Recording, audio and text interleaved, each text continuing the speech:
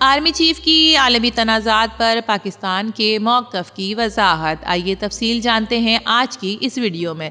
میں ہوں آپ کی ہوسٹ سمرا ناز اور آپ دیکھ رہے ہیں HITV۔ معاشی طور پر پاکستان کو متعدد چیلنجوں کا سامنا ہے، جس میں زیادہ تر قرض، افراط زر، توانائی کی قلت اور غیر ترقی یافتہ بنیادی ڈھانچے شامل ہیں۔ ناظرین، ان چیلنجوں نے ملک کا دفاع کرنے کے قابل ایک بڑی اور جدید فوجی قوت کو برقرار رکھنا مشکل بنا دیا ہے۔ محدود وسائل کے ساتھ پاکستان کو غربت کے خاتمے، روزگار کے مواقع پیدا کرنے اور بنیادی ڈھانچے میں بہترین سمت معاشی ترقی کی ضرورت کے ساتھ دفاعی ترجیحات کو متوازن کرنا ہے۔ ان معاشی کمزوریوں کے پیش نظر پاکستان عالمی تنازعات میں ملوث ہونے کا مستعمل نہیں ہو سکتا، جن سے ان کے وسائل پر بھی دباؤ پڑے گا۔ اس کے بجائے ان کی توجہ اپنی دفاع اور بقا پر مرکوز رہتی ہے۔ اس بات کو یقینی بناتے ہوئے ملک کی معاشی اور دفاعی پوزیشن غیر ملکی پیچیدگیوں کی وجہ سے کمزور نہ ہو۔ ان تاریخی سیاق و سباق اور اسٹریٹجک کمزوریوں کو دیکھتے ہوئے پاکستان کی خارجہ پالیسی عالمی تنازعات میں جارحیت یا شمولیت کے بجائے اپنے دفاع اور بقا کے لیے مضبوط ترجیح پر مبنی رہی ہے۔ پاکستان کے جوہری ہتھیار اس حکمت عملی میں ایک اہم کردار ادا کرتے ہیں، جو ہندوستان کی طرف سے ممکنہ جارحیت کے خلاف روک تھام کا کام کرتے ہیں۔ جوہری ہتھیاروں کی ترقی کا مقصد پاکستان کی سلامتی کو یقینی بنانا اور اپنے پڑوسی کے ساتھ بھی کسی فوجی کشیدگی کو روکنا تھا۔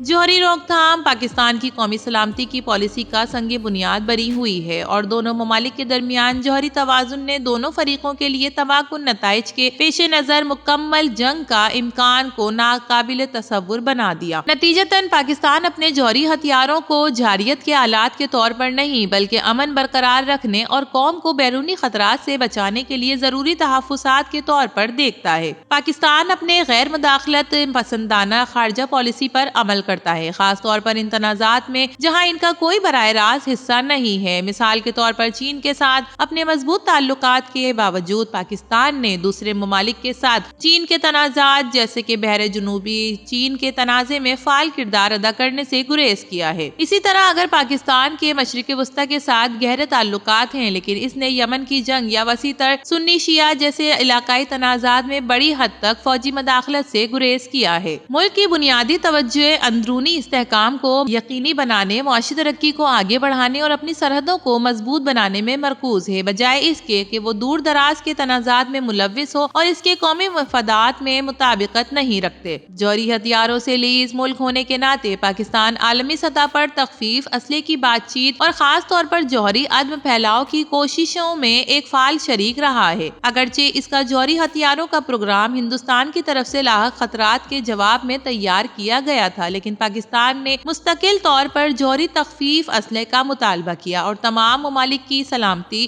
اور استحکام کو یقینی بنانے کے لیے ایک عالمی معاہدے پر زور دیا ہے۔ ناظرین، عالمی امن کے لیے پاکستان کا عزم جوہری تخفیف، اسلحے کے لیے اس کی مضبوط حمایت سے ظاہر ہوتا ہے، اور خاص طور پر کثیر الجہتی فورموں جیسے تخفیف اسلحہ کانفرنس CD اور عدم پھیلاؤ کے معاہدے میں ان کی شمولیت اہم رہی ہے۔ ملک نے اس بات پر زور دیا ہے کہ جوہری ہتھیاروں کا پھیلاؤ بین الاقوامی سلامتی کے لیے خطرہ ہے۔ 1998 میں ہندوستان کے جوہری تجربات کے بعد پاکستان نے اپنے تجربات کیے، جس میں جنوبی ایشیا میں کشیدگی میں اضافہ ہوا۔ اس کے بعد اس نے جوہری تنازع کو کم کرنے کے لیے اعتماد سازی کے اقدامات اور علاقائی ہتھیاروں پر قابو پانے کے معاہدوں کی وکالت کی ہے۔ مزید برآں پاکستان نے اپنے جوہری پروگرام کو علاقائی استحکام کو یقینی بنانے اور جنوبی ایشیا میں عدم پھیلاؤ کو فروغ دینے کے اہم ذریعے کے طور پر بین الاقوامی سطح پر تسلیم کرنے کی کوشش کی ہے۔ پاکستان کیمیائی اور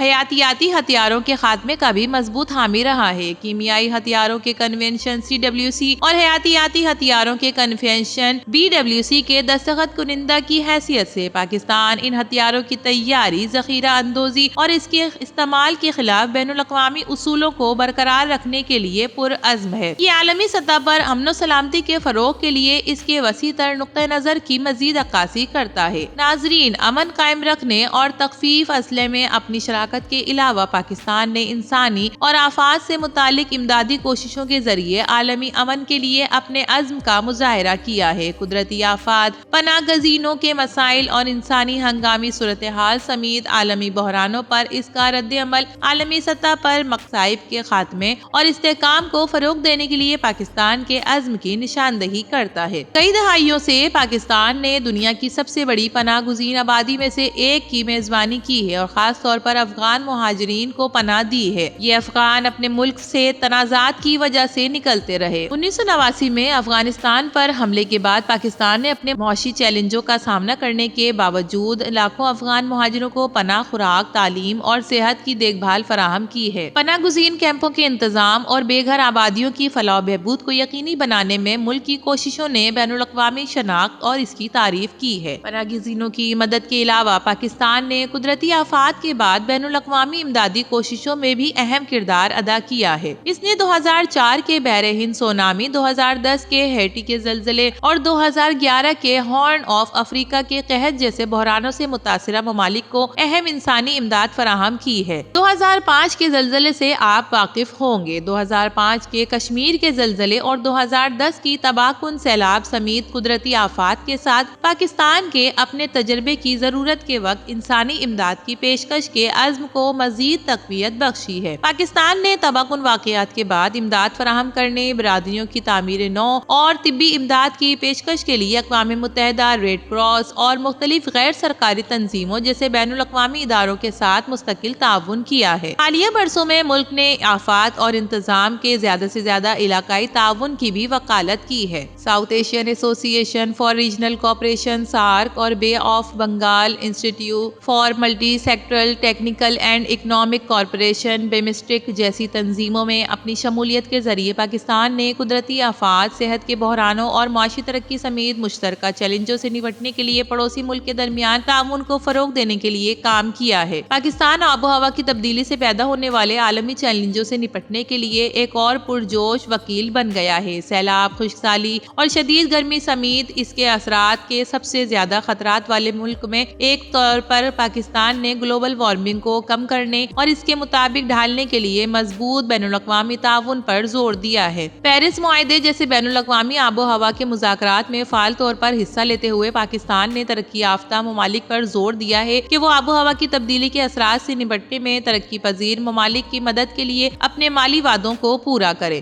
پاکستان نے اس بات کو یقینی بنانے کہ مضر گیسوں کے اخراج کے سب سے زیادہ ذمہ دار حل میں حصہ ڈالا جائے، اس پر بھی زور دیا ہے۔ پاکستان عالمی ماحولیاتی سفارتکاری میں ایک اہم کھلاڑی بن گیا ہے۔ زمینی حقائق یہ واضح کرتے ہیں کہ پاکستان کو عالمی تنازعات میں ملوث ہونے میں کوئی دلچسپی نہیں اور نہ ہی بین الاقوامی تنازعات میں ملوث ہونے کا متحمل ہو سکتا ہے۔ حال ہی میں اسلام آباد میں ہونے والے مرغلہ ڈیلائق 2024 کی تقریب میں army chief general Asim Munir نے اس موقف کا اعادہ کرتے ہوئے کہا کہ اگرچہ پاکستان دنیا بھر میں امن اور استحکام کو فروغ دینے میں اپنا اہم کردار ادا کر رہا ہے اور کرتا رہے گا۔ انہوں نے اس بات پر روشنی ڈالی کہ 23 کروڑ 5 لاکھ پاکستانیوں نے اقوام متحدہ کے عمل مشنوں میں حصہ لیا، جس میں 181 نے عالمی امن کی خدمات میں اپنی جانیں قربان کی۔ ناظرین، مختصر یہ کہ امن کے لیے پاکستان کا عزم غیر متنزل ہے اور عالمی تنازعات میں غیر جانبداری کے اس موقف کی پاکستانی عوام نے بڑے پیمانے پر حمایت کی ہے۔ پاکستان کی اس قابل ستائش موقف کی قومی دفاع کو مضبوط بنانے اور ملک کی ترقی اور خوشحالی کو آگے بڑھانے کے لیے اہم سمجھا جاتا ہے۔ ناظرین، بحیثیت پاکستانی آپ اس کی ترقی کے لیے کیا اقدام سوچتے ہیں؟ کامنٹ سیکشن میں ضرور بتائیے گا۔ اس کے علاوہ امن کے لیے پاکستان کا